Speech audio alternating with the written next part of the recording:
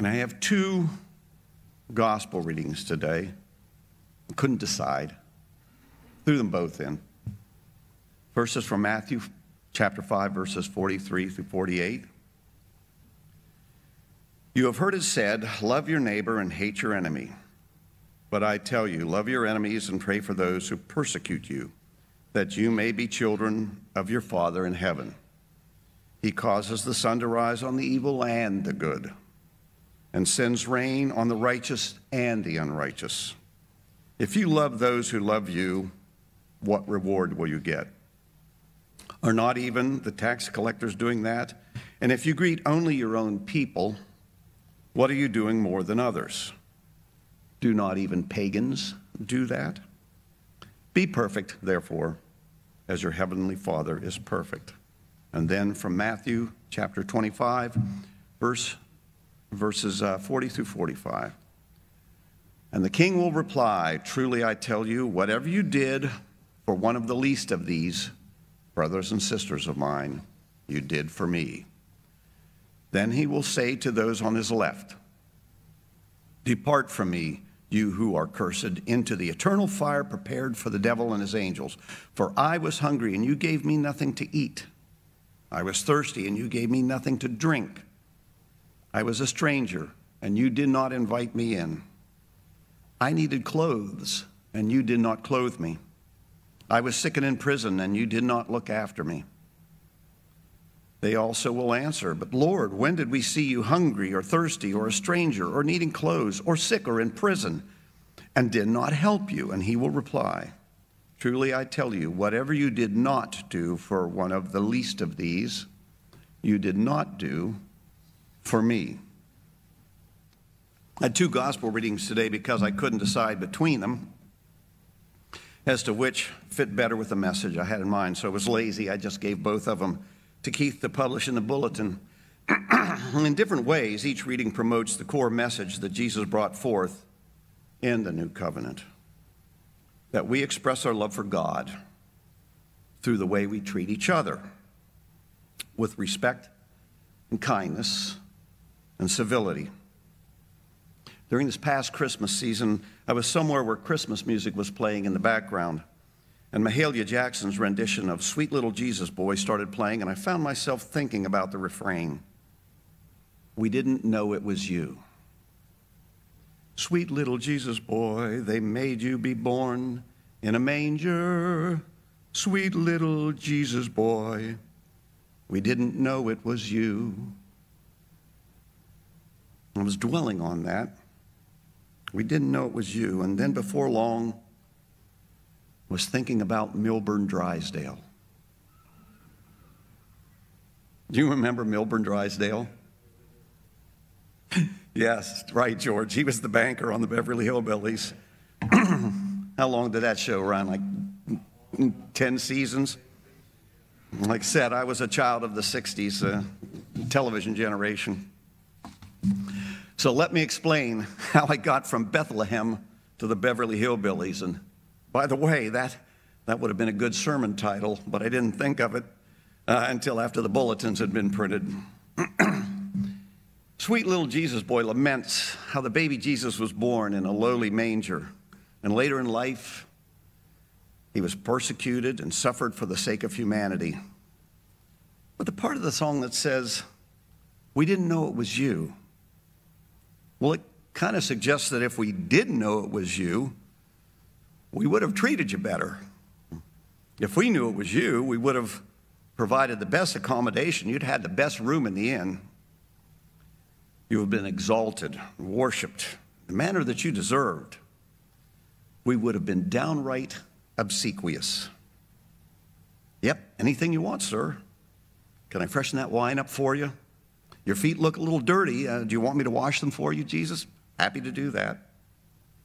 Well, as I said, as a card-carrying member of the television generation and a child who came to age in the 60s, for me, Milburn Drysdale was the epitome of obsequiousness.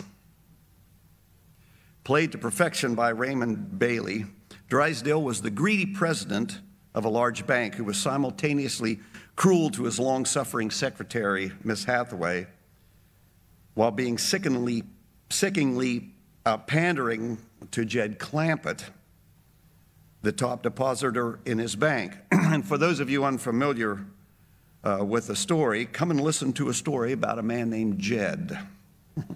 Clampett was a backwards hillbilly who became a millionaire overnight when he struck oil on his farm. Drysdale managed Jed's money and fawned over him. But were it not for the money, Drysdale would have had nothing to do with Jed Clampett, wouldn't have even associated with someone like that. And now, I suddenly realize I'm about to draw a parallel between Jesus Christ and Jed Clampett, besides them just having the same initials. But here goes. Both of humble birth and both deserving of respect, not for what they can do to benefit you, but because they are both children of God. Okay. We as Christians acknowledge Jesus as the actual Son of God.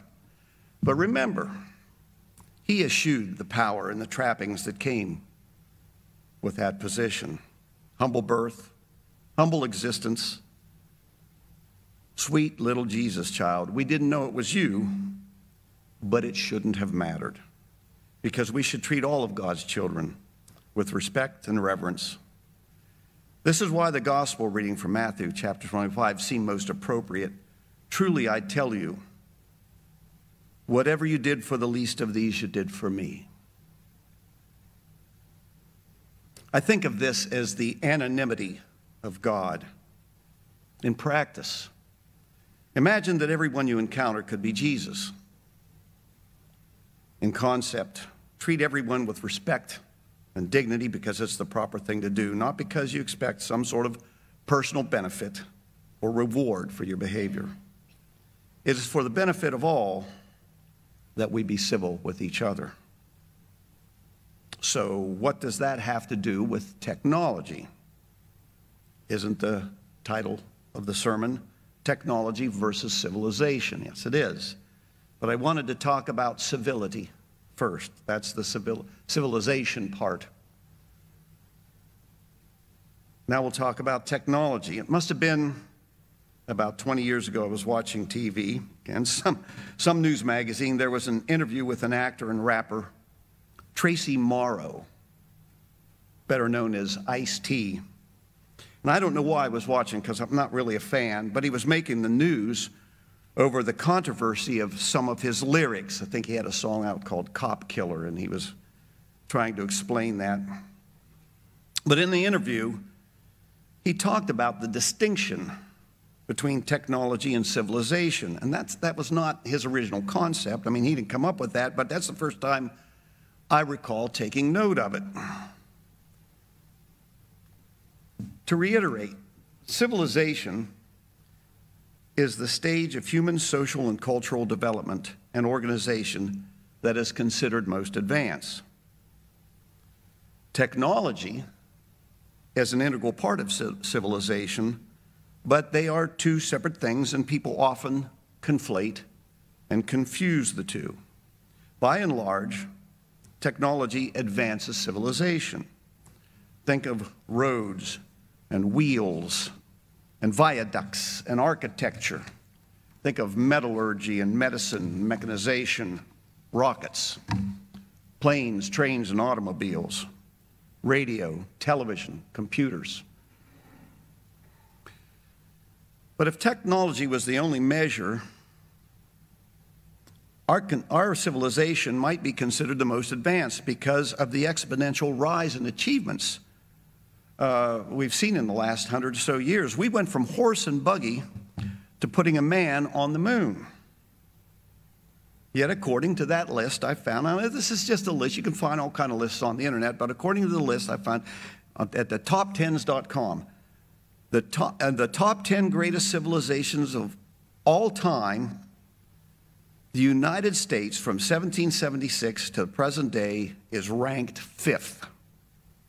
Behind the Roman Empire, which was 27 BC to 1453 AD, ancient Egypt, which was 3150 BC to 30 BC, the British Empire, which was 1583 AD to present, and the Greek Empire, 800 BC to 600 AD. I don't know what criteria they use on the site to rate these. I don't know if it's people vote in. I didn't spend that much time there. But it's probably fair to assume that if you're ranking a civilization, part of the equation is going to be civility.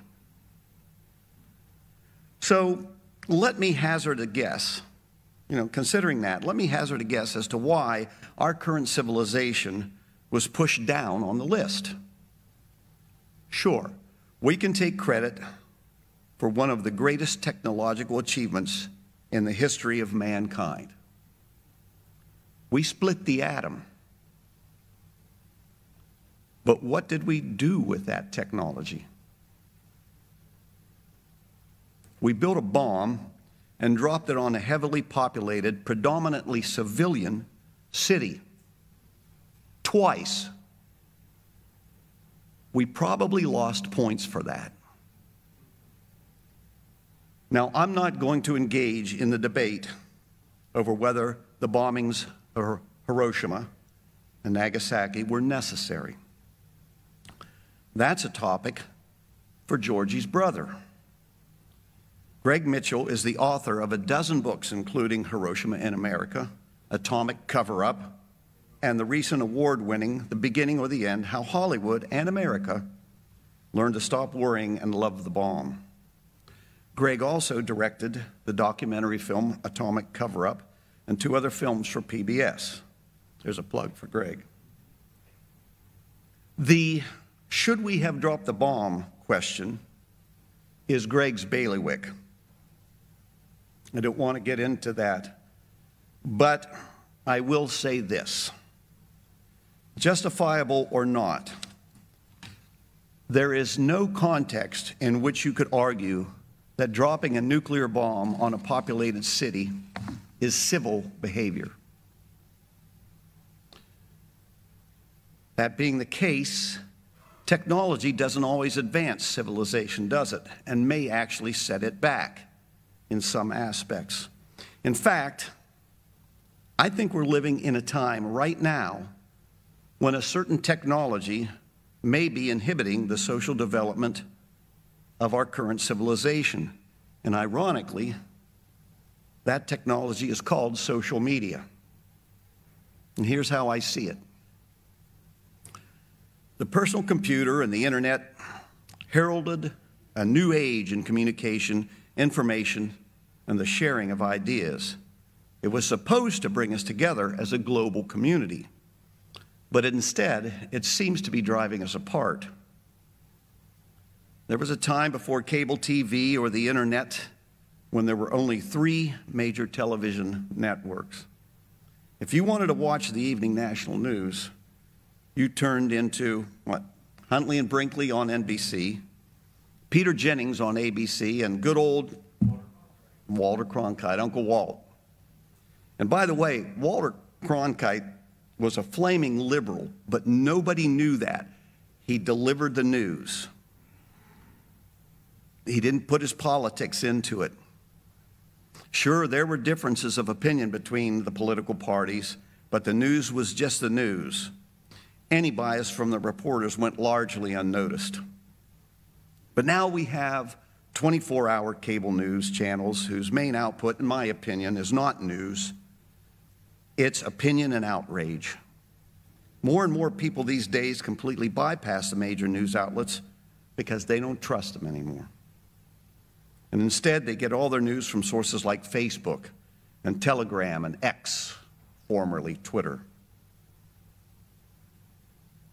The assumption about the internet in its infancy and these social platforms that it spawned was that the truth would bubble to the surface and falsehoods would be debunked by consensus and the majority. But the internet is not one big room. It fractured into multiple rooms, and users migrated to where they felt comfortable. Their own bubbles with like-minded people and plenty of confirmation bias.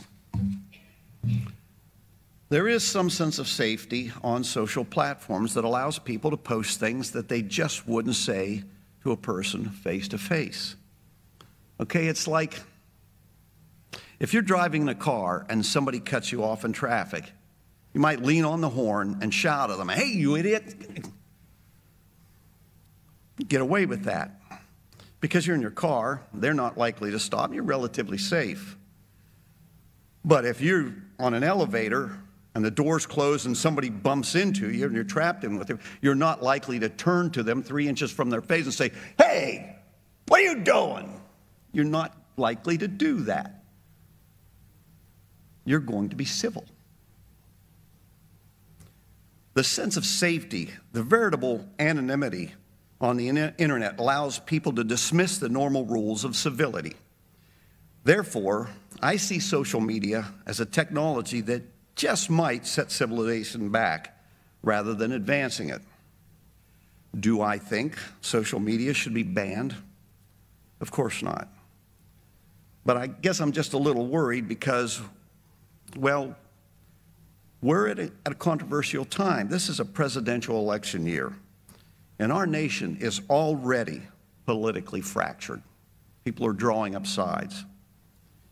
If we abandon civility, things could get bad. And the fun starts tomorrow with the first Republican caucus in Iowa. I hope and pray that everyone can be civil with one another. It's a lot to hope for, but perhaps we can advance our civilization if everyone behaves like God wants us to behave. You've heard it said, love your neighbor and hate your enemy. But I tell you, love your enemies and pray for those who persecute you, that you may be children of your Father in heaven.